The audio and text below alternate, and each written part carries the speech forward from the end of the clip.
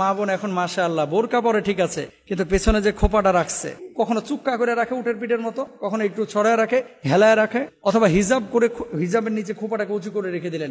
High heel যারা ব্যবহার করে তাদের পেছনের বা স্ট্রাকচারালি কিছু পরিবর্তন কিন্তু হয়ে যায়। এই নারীরা জান্নাতের গন্ধ পাবে না।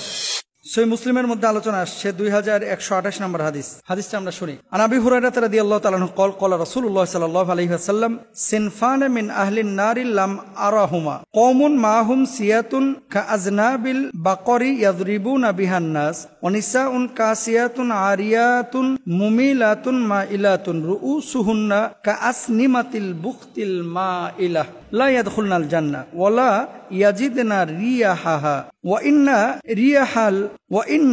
রিয়াহাল লা ইউজাদু মিন মাসিরাতি কাযা ওয়া কাযা। এটা সরাসরি মুসলিমের হাদিস। দেখেন আবু হুরায়রা রাদিয়াল্লাহু তাআলা আনহু থেকে বর্ণিত, তিনি বলছেন রাসূল আকরাম সাল্লাল্লাহু আলাইহি ওয়াসাল্লাম ইরশাদ করেন, জাহান্নামীদের দুটি দল এমন রয়েছে যাদের আমি দেখি নাই। এরা এমন সম্প্রদায় যাদের নিকট গরুর লেজের মতো চাবুক থাকবে, যাদের তারা লোকদের প্রহার করবে। মানে জালেম কিছু লোক আছে না, যে চাবুক দিয়ে আগে প্রহার করতো মানুষদেরকে, এই চাবুক দিয়ে যারা মানুষকে মারবে, লাঠি দিয়ে যারা মানুষকে মারবে, অন্যায়ভাবে মানুষের উপরে জুলুম করবে, মানুষের উপরে অত্যাচার করবে, এরা জান্নাতের গন্ধ পাবে না।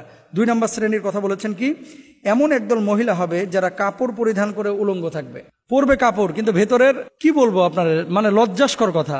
অনেক সময় তো এখন রাস্তাঘাটে বাচ্চা কাচ্চা নিয়ে বের হতেও লজ্জা লাগে। কিছু মেয়েদের এমন চাল চলন যেটা আমার বাঙালি কালচারের সাথে মিলে না, ইসলামিক কালচারের সাথে মিলে না। শারীরিকভাবে কিছু পোশাক পরেছে, কিন্তু ভেতরের আকার আকৃতি সব বোঝা যায়, হারাম।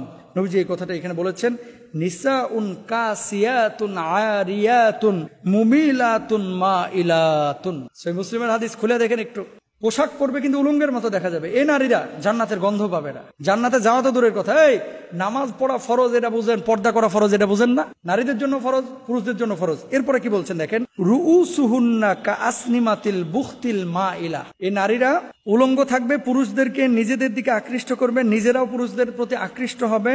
তাদের মাথা থাকবে বুকটি উটের হেলে পড়া কুঁজার মতো। উটের পিঠ দেখছেন, উটের পিঠ কিছু আছে এরকম পিছনের দিকে হেলে যায়, মানে চর্বি বেশি হয়েছে অথবা উঁচু বেশি হয়ে গেছে, বয়স হয়ে গেছে, তো উটের পিঠ যে কুঁজটা এটা পেছনের দিকে হেলে যায়। আমার কিছু মা বোন এখন মাশাআল্লাহ বোরকা পরে ঠিক আছে, কিন্তু পেছনে যে খোপাটা রাখছে, এই খোপাটা মনে করেন মাশাআল্লাহ একেবারে কখনো চুক্কা করে রাখে উটের পিঠের মতো, কখনো একটু ছড়ায় রাখে, হেলায় রাখে।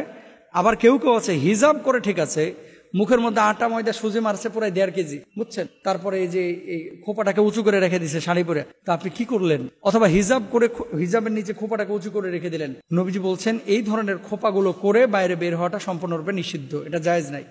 হাই হিলের যে বিষয়টা, সাহাবী রাদিয়াল্লাহু আনহুম আজমাইনদের স্ত্রীরা, নবীর স্ত্রীরা এই ধরনের উঁচু জুতা ব্যবহার করতেন না, প্লেন জুতা ব্যবহার করতেন। হাই হিল যারা ব্যবহার করে তাদের পেছনের বা স্ট্রাকচারালি কিছু পরিবর্তন কিন্তু হয়ে যায়। মানে পাটা যখন উঁচু থাকে, পেছন থেকে মনে হয় যে খুব স্মার্ট বা অন্য কিছু, শারীরিক কিছু পরিবর্তন হয় তার, এই কারণে অনেকে হাই হিল ব্যবহার করে। মান তাশাব্বাহা বিকওমিন ফাহুয়া মিনহুম। এই যে হাই হিল ব্যবহার করা, এটা কিন্তু মুসলিম কালচার না, এটা পশ্চিমা বিশ্বের কালচার, মুসলমানদের কালচার এটা না। সুতরাং হাই হিল কোন নারী আপনারা ব্যবহার করবেন না।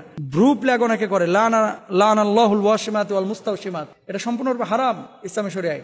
কোন নারী ব্রু প্লাগ করবেন না। হাই হিল পরা, খোপা উঁচু করা, তারপরে ব্রু প্লাগ করা, এগুলো লানত করা হয়েছে হাদিসের ভাষায়।